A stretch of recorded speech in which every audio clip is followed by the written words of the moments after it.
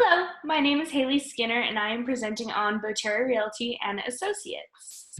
Bottari Realty is a real estate firm located in Wells, Nevada.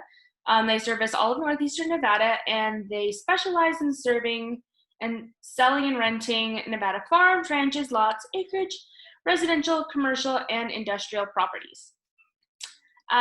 Paul started the business in 1990. He's the owner and the broker. His wife, Lori, is his partner. She's also in charge of the residential and commercial properties and all of the property management that they do.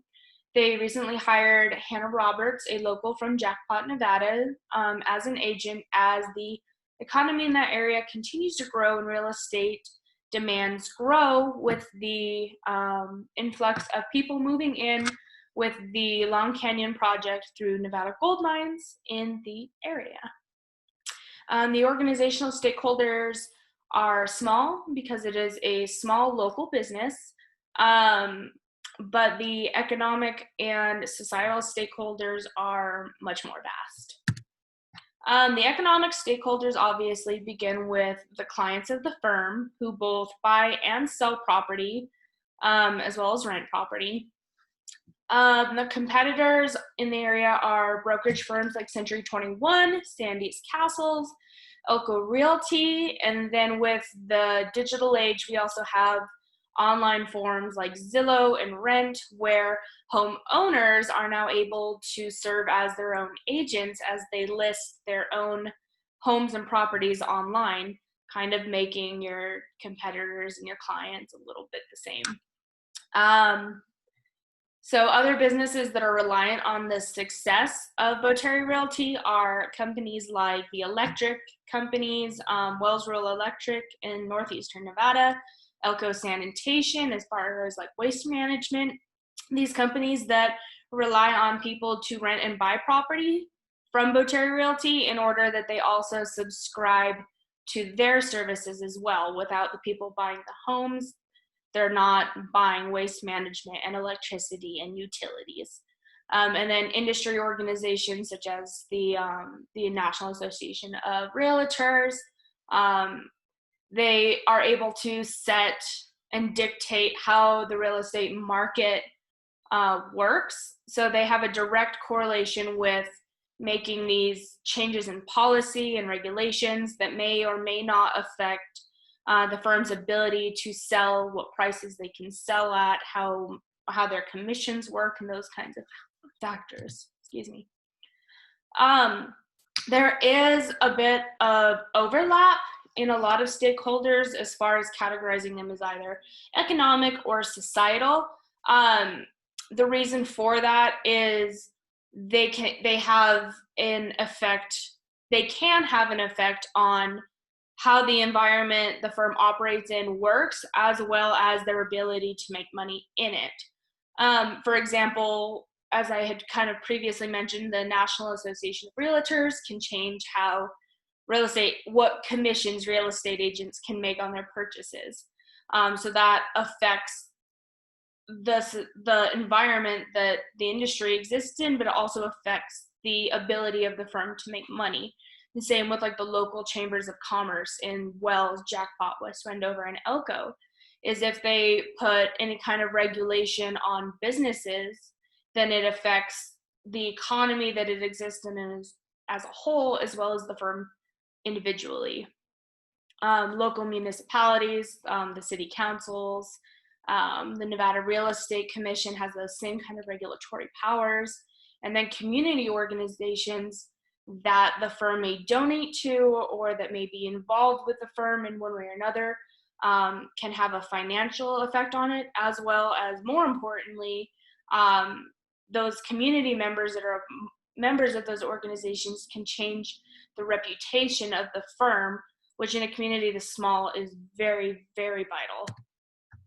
So then the members of the final circle, the outside circle that Chandler talks about in our textbook, are societal stakeholders who make up the peripheral environment, are members of like the Nevada legislature, the US legislature, where they put they have the power to put regulations on business as a whole, but not necessarily Bottari Realty individually, where there is an effect, but there isn't a there may or may not be a direct correlation.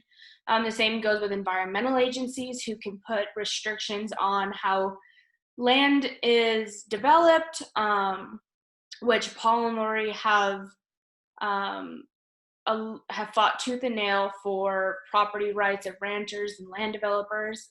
And then non-client community members, as I kind of touched on earlier, even though they may not financially contribute to the firm as far as renting or buying property, they do have the ability to create the local environment in which people perceive the firm, which creates the environment that it operates in.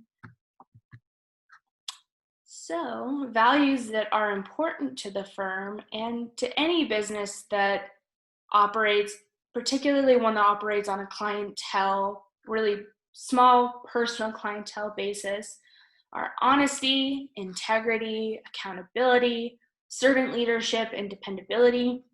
Lori made a really strong motion to discuss servant leadership.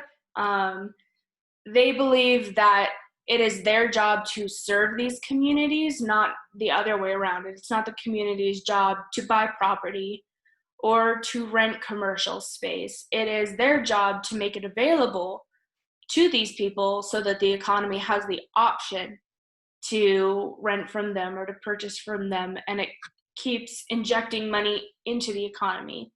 And then obviously with anything that has to do with buying somebody's home or spending upwards of millions of dollars on property, being accountable for knowing the regulations, the ins and the outs of the property is what comes with purchasing BLM adjacent land. All of those kinds of things are important that the firm is honest and transparent with their clients about.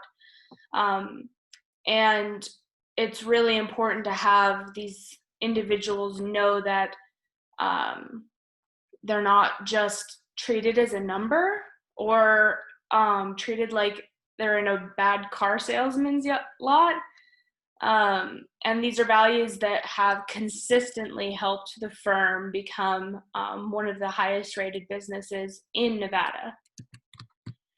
So important issues for stakeholders in Northeastern Nevada are environmental protections, sustainability, private property rights, and the economic and community enrichment. So environmental protections have been fought tooth and nail by Paul on many boards and commissions that he serves on. In particular, there is a debate about the rights of ranchers and landowners that they do sell property to, and their ability to graze cattle on BLM land.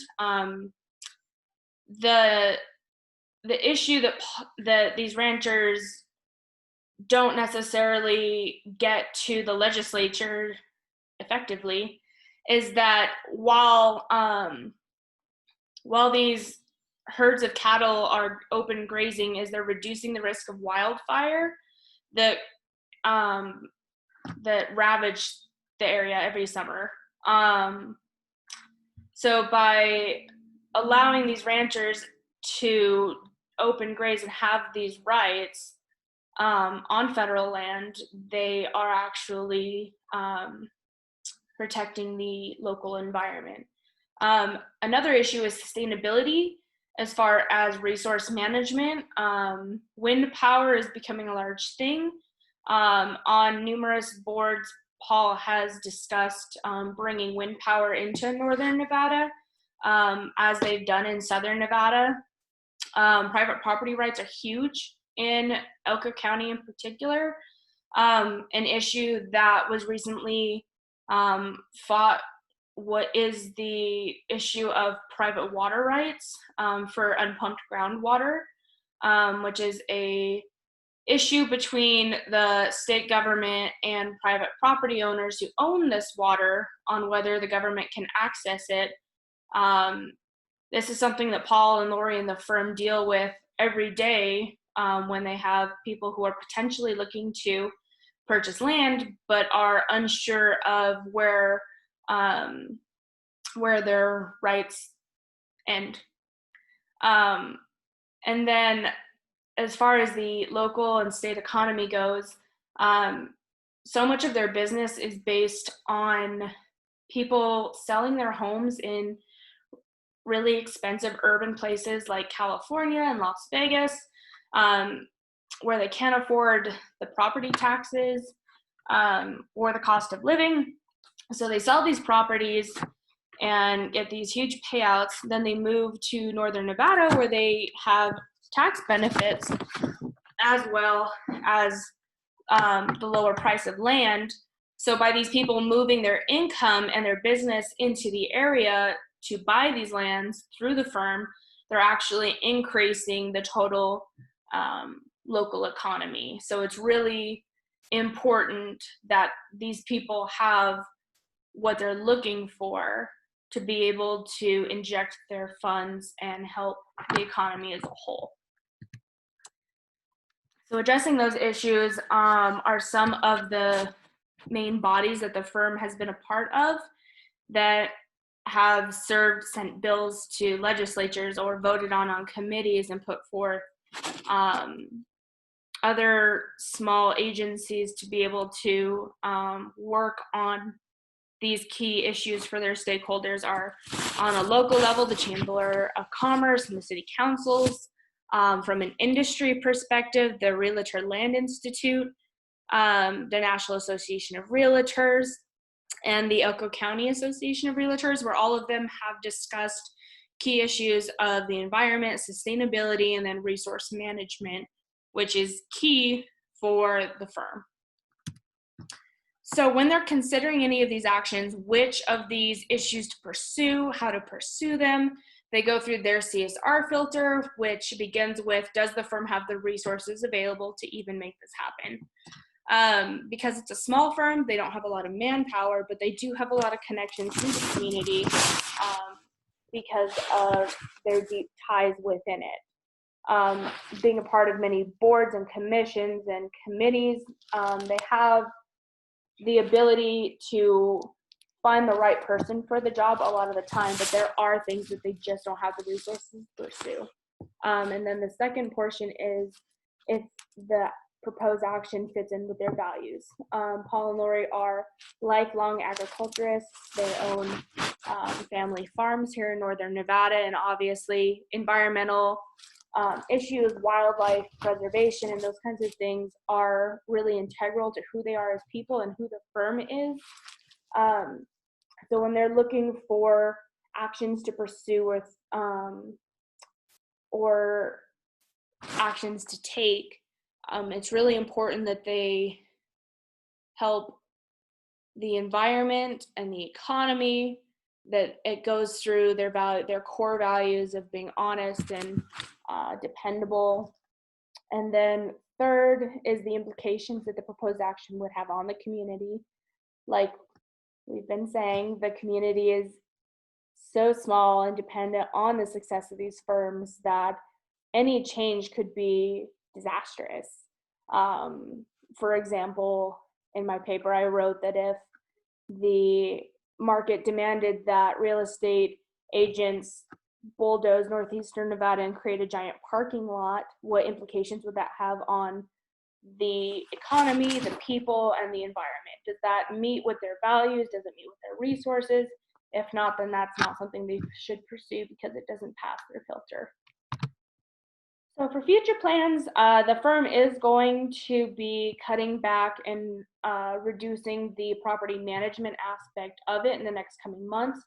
They're still going to be pursuing the sale of ranch and farmland, those large parcels, but they're going to spend more time drafting bills to work on consolidating the BLM checkerboard pattern, working with wildlife preservation, and continuing those actions with better time management. So thank you so much for my presentation. I look forward to reading your comments and answering your questions, and I hope you guys all have a wonderful day. Thanks.